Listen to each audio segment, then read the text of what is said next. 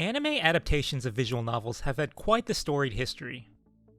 Over the years, they've amassed a reputation for coming off the assembly line notoriously rushed, bland, and lackluster compared to the material from whence they came. A byproduct of attempting to compress a narrative that spans dozens upon dozens of hours down to just 4 or 8. The more cynical among us may liken their existence to little more than glorified marketing, that is, a promotional vehicle for the source, and in fairness, it's quite difficult to argue that these adaptations don't play a key role in bridging the gap between more commonplace connoisseurs of TV and or net animation and the stiflingly niche subculture of visual novels. Naturally, in the early days of visual novels, specifically during the era when graphical adventure games were rapidly gaining ground, proving out the feasibility of this type of cross-media translation was no easy feat. Despite their ubiquity over the past decade or so, with a small handful of visual novel adaptations released each year like clockwork, these productions had endured quite a bumpy journey to reach that point, a journey which we are about to unravel. The early to mid-1990s marked a golden age for bishoujo games, both eroge and all-ages dating sims alike. Titles such as Elf's Dokyusei had successfully married the graphical adventure game framework popularized by 1983's The Portopia Serial Murder Case with eminently comforting high school adolescent romance, and sales were beginning to skyrocket in this extremely obscure corner of otaku fandom. Having uncovered this shiny, new, untapped market, it only made sense that the focus would shift to the world of animation for some symbiotic cross-pollination. Lacking a sturdy proof of concept, these endeavors started out tepidly in the form of 2 or 3 episode OVAs, one of the first being Sotsugyou Graduation by Bandai Visual in 1995, an adaptation of a game of the same name originally released in 1992 by JHV. Sotsugyou Graduation the game is known nowadays for being one of the forerunners of the dating sim subgenre, and alongside Dokyusei, which released later in the same year, Graduation paved the way for the bishoujo game aesthetic to become the face of this particular brand of romance-centric graphical adventure titles. In fact, Graduation's social simulation engine would serve as the de facto template for Konami's own coveted flagship dating sim, Tokimeki Memorial, 2 years later. Sotsugyou Graduation the OVA, on the other hand, ultimately didn't leave nearly as much of an impact on the animation scene. While an assortment of eroge OVAs did follow in its wake over the next handful of years, odds are good that these productions would have cropped up regardless of whether Graduation turned out to be a monumental success or catastrophic failure. The production studio behind most of said OVAs was the now defunct ARMS, known in the animation scene for Ikitozen, Elfen Lied, the second season of Genshiken, and the feature film Kite. Under the alias XXX, ARMS sprinkled the OVA market with many adaptations of acclaimed eroge throughout the mid-90s, such as the aforementioned Dokyusei, its sister series Kakyusei, and other series such as Dragon Knight Gaiden, Can Bunny Extra, Isaku, and Virtua Call. While this was all well and good, OVAs on their own can only accomplish so much, generally speaking, barely scratching the surface of the potential target demographic. Backtracking for a moment to the late 80s and early 90s, before the aforementioned bishoujo game paradigm had been universally adopted, there existed a transitional period littered with experimental games galore. Games such as Rance merged eroge with high fantasy RPG, for instance, to resounding success, and games such as Cobra Mission tried their hand at mixing eroge with high-stakes action thriller to, well, not as great success. In a similar vein, in 1993, a game known as Mayonaka no Tantei Nightwalker, or Nightwalker Midnight Detective, would tinker with combining elements of eroge with supernatural horror, establishing a world infested with vampires and soul-sucking demons, where humanity has deployed an agency to investigate incidents related to these supernatural baddies as a prophylactic measure and to proceed with neutralization should things spiral out of control. 5 years after its release in the summer of 1998, Nightwalker would be adapted as one of the first proper visual novel anime, a 12-episode run airing on TV Tokyo by Studio AIC, better known for shows such as Bubblegum Crisis and Tenchi Muyo. Quality-wise, the series itself was nothing to write home about.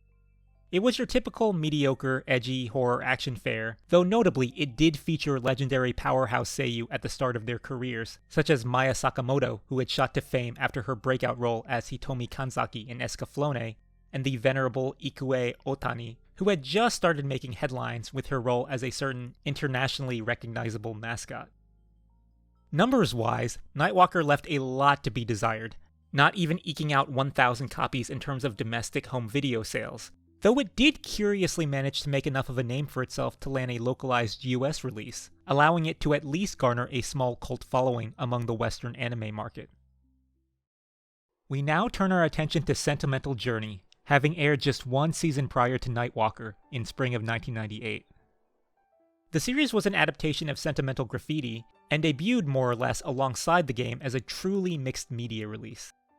Graffiti was developed by NEC International, the publisher behind Dokyusei, and was crafted from the outset with the explicit intent of following in the footsteps of Tokimeki Memorial, mirroring Memorial's colorful, whimsical high school sensibilities and squeaky clean, teen-friendly visage, containing no adult content.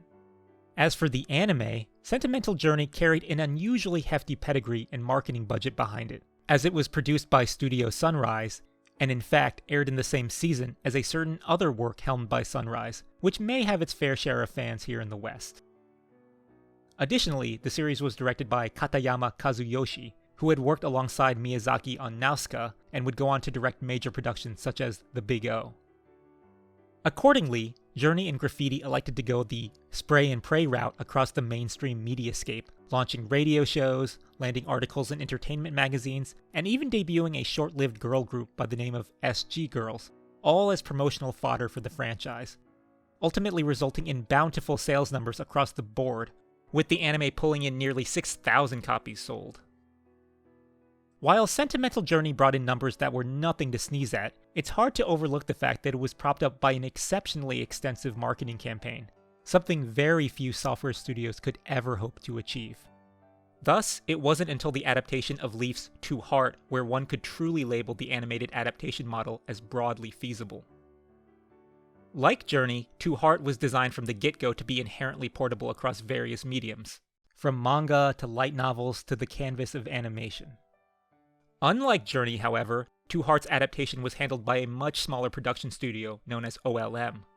a studio which was, at the time, only beginning to make a name for itself with the Pokémon anime, whereas Sunrise had been comfortably established with the Gundam name for nearly 20 years at the time.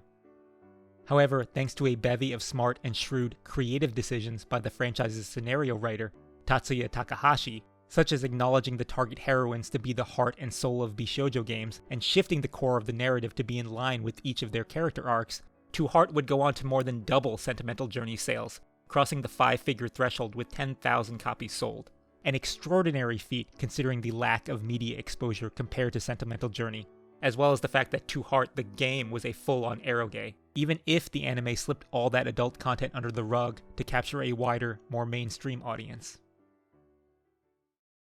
Rounding out this era of adaptations, we have Sakura Wars in 2000, an adaptation of Sega's well-known and successful real-time strategy dating sim hybrid, bringing in an admirable 6,000 copies. Sakura Wars would go on in 2001 to release an animated movie adaptation by Production IG, the first of its kind. Welcome to Pia Carrot quickly followed in 2002, serving as the first animated movie adaptation of a full-on erotic Bishoujo game, curiously helmed by Bones as one of the, at the time, nascent studio's first productions. Over the next half-decade, fluffy high school comedy adaptations would continue to crop up, coasting off the foundation laid by the likes of Sentimental Journey and To Heart, with too many releases to reasonably count: Comic Party, Popotan, Green Green, Da Capo, and Kimi ga Nozomu Eien to name a few. Both Comic Party and Popotan were notable for featuring female characters in main or supporting roles and not purely as love interests to pursue, with Comic Party also doing well numbers-wise, pulling in around 4,000 copies. Da Capo was notable in that it was the first series to manage to acquire a full 2-core run of 26 episodes, as well as raking in 15,000 copies sold, far and away the most impressive numbers for any visual novel adaptation at the time. Kimi Nozo, while also fitting under the broad category of high school romance anime, was a standout for its unusually heavy emphasis on sobering and poignant melodrama, with an extremely flawed and messy cast that made for a fascinating and thought-provoking character study. This brings us to 2003 with the release of Tsukihime, an adaptation that Type Moon fans love to rag on, and in fairness, I have few arguments against its disappointingly subpar quality. Strictly in terms of numbers, however, the series sold like hotcakes, bringing in as many copies as Da Capo, which was quite an achievement for a series which discarded the safe and reliable framework of lighthearted school life shenanigans in favor of gritty, supernatural Nightwalker-esque action and suspense.